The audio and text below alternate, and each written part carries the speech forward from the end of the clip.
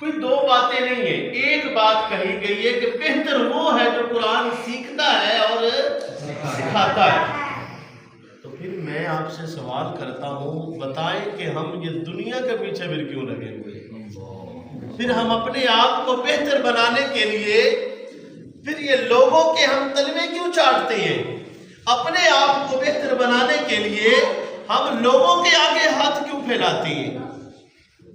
کیوں نہ ہو کہ اس رب کی بارگاہ میں جھکا جائے، ہاتھ پھیلایا جائے، تو سب سے بہترین ذات تو وہی رب کی ہے۔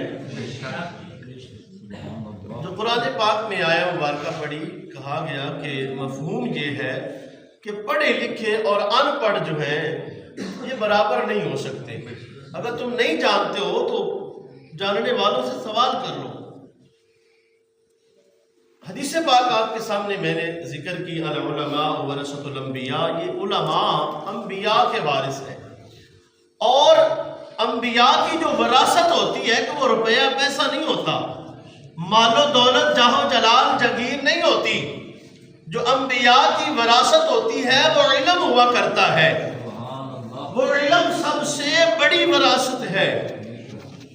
حضرت بلال رضی اللہ تعالی عنہ دوڑے بازار میں، اور لوگوں مسجد نبوی میں رسول اللہ صلی اللہ علیہ وسلم کی وراثت تقسیم ہو رہی ہے، آ جاؤ جس کسی نے وراثت لینی ہے مسجد نبوی شریف میں آ جاؤ۔ لوگ دوڑ کے آئے اور آ کے دیکھا وہاں پہ تو کچھ تقسیم نہیں ہو رہا تھا۔ حضرت بلال حبشی رضی اللہ تعالی عنہ جب ہوکا لگا کے واپس آئے، وہ کہا بلال تو کہتا ہے کہ جناب نبی جو اپنی وراثت تقسیم کر رہے ہیں، یہاں تو کچھ نہیں بانٹا جا رہا۔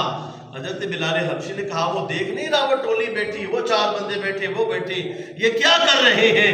یہ اللہ کا فرمان پڑھ رہے ہیں، یہ دین سیکھ رہے ہیں یا دین سکھا رہے ہیں۔ اور انبیاء کی وراثت جو تم لینے آئے ہو مال و دولت نہیں ہوتا، انبیاء کی وراثت و علم ہوا کرتا ہے۔